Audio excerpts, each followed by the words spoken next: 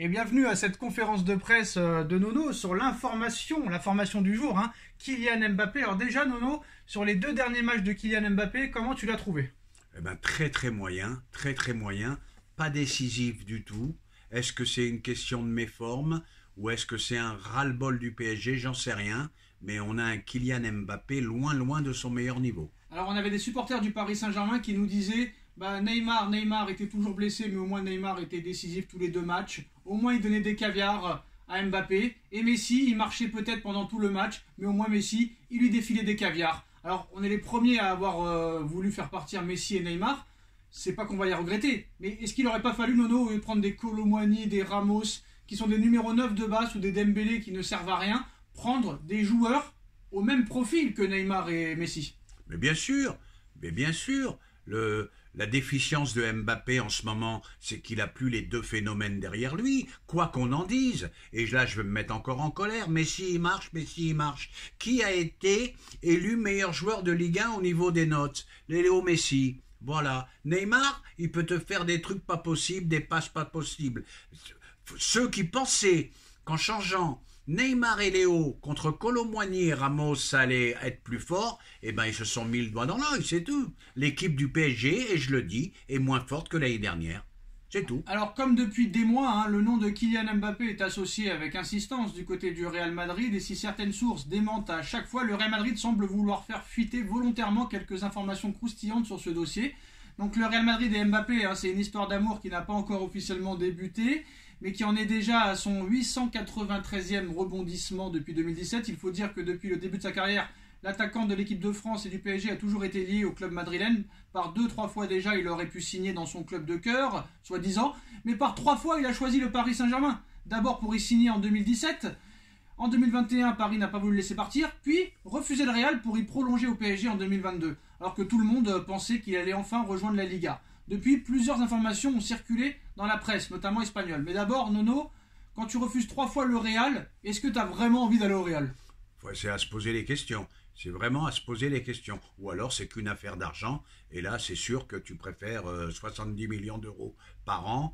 Le Real va t'en donner 20 millions par an au maximum. Alors la star parisienne qui a refusé par 3 fois de rejoindre le grand Real Madrid, va-t-il encore avoir la chance de pouvoir y signer une 4e fois? Pas vraiment, Nono, selon les tendances de ces derniers jours, de ces dernières heures, qui expliquaient que Florentino Pérez et la direction madrilène avaient vu ce refus comme un affront.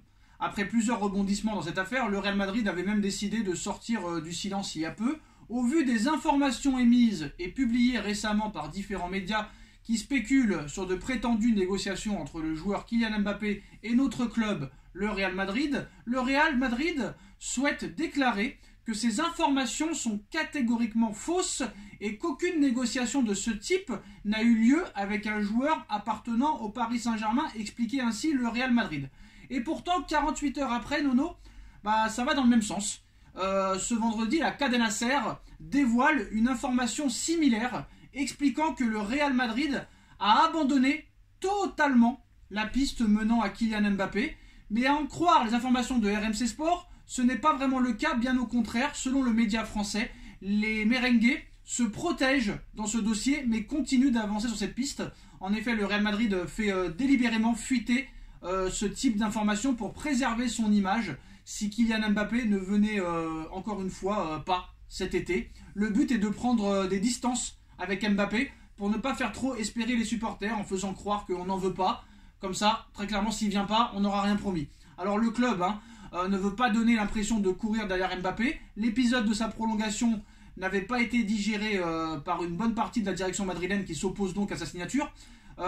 C'est cette même partie qui fait fuiter les informations sur l'impossibilité du Real à s'aligner sur son salaire notamment.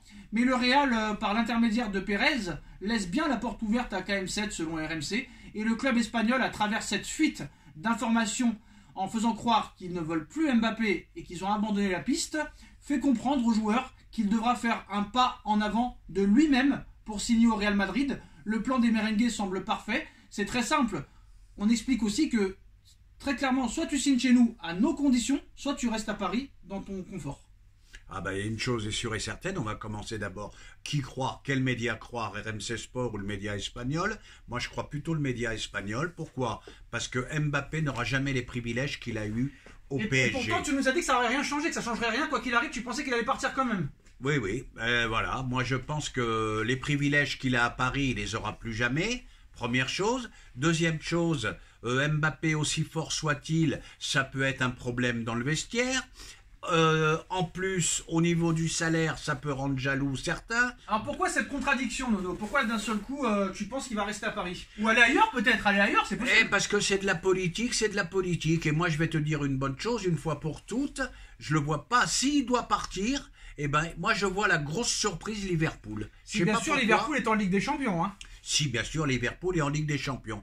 Mais le Real de Madrid n'a pas besoin d'un Mbappé pour gagner quoi? Pour gagner la 78e Ligue des Champions? Mais il y a un truc que je pose comme question, Nono.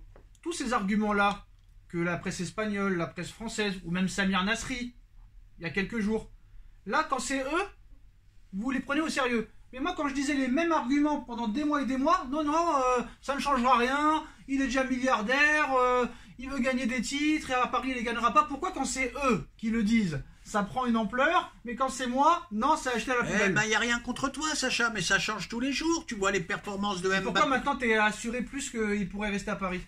Pourquoi il peut? Parce que, moi je vais te dire, au Real, il n'aura pas les privilèges qu'il a à Paris. Mais ça, tu le savais, je te l'avais dit. Au Real, il pourra pas faire le cador comme il fait à Paris. Je l'ai Au précisé Real, aussi. ben oui, d'accord. Mais au Real, je vais te dire encore autre chose. Au Real, il n'y a qu'à Paris que ça existe, ça. On va prendre les joueurs que les amis d'Mbappé. Et ben voilà, encore une fois, tu manges la banane. Ramos 80, Colomboigny 80, 160. Il y avait un monsieur qui s'appelait Harry Kane. Hein. À 120, tu prenais. À Mais Harry Kane 120. ne voulait pas venir. Ah, bah t'aurais peut-être pu. Neymar non plus ne voulait pas venir. Rappelle-toi, Thiago Silva ne voulait pas venir. Ibrahimovic ne voulait pas venir. Eh ben, il serait peut-être venu. Tu mettais 120, 130 sur Harry Kane. Et là, tu cries pas au scandale. Parce que pour moi, c'est l'un des 3 meilleurs joueurs au monde en ce moment. Pour toi, Paris n'a pas mis tous les ingrédients pour faire venir Harry Kane. Je pense. Ils ont encore voulu faire plaisir à Mbappé. Voilà, c'est tout, c'est tout. Tant que vous n'aurez pas compris que Mbappé c'est le patron du PSG, et Mbappé c'est un mal pour un bien pour le PSG. Donc pour toi, Mbappé est le premier responsable de ce début de saison compliqué du Paris Saint-Germain. C'est pas que c'est le premier responsable, bon, son rendement est moins bon, mais il y en a marre d'accéder à toutes ces demandes. Voilà, moi je te le dis, Colomboigny dans un an il est plus à Paris, moi je te l'annonce. Il est en Arabie Saoudite. Et voilà, et Ramos je sais pas. Voilà, il y a un moment, il y a des patrons C'est pour ça que je disais que si Mbappé part, admettons, hein, même si je pense pas, et que Colomboigny et Ramos n'est pas au niveau, peut-être que les deux vont se retrouver en Arabie Saoudite et que Paris va activer la clause d'Haaland. Et puis en plus, le problème, c'est que les deux sont venus parce qu'il y avait Mbappé. Et Mbappé plus là, si au cas où il partait, eh ben, ils seraient bien dans la merde, les deux.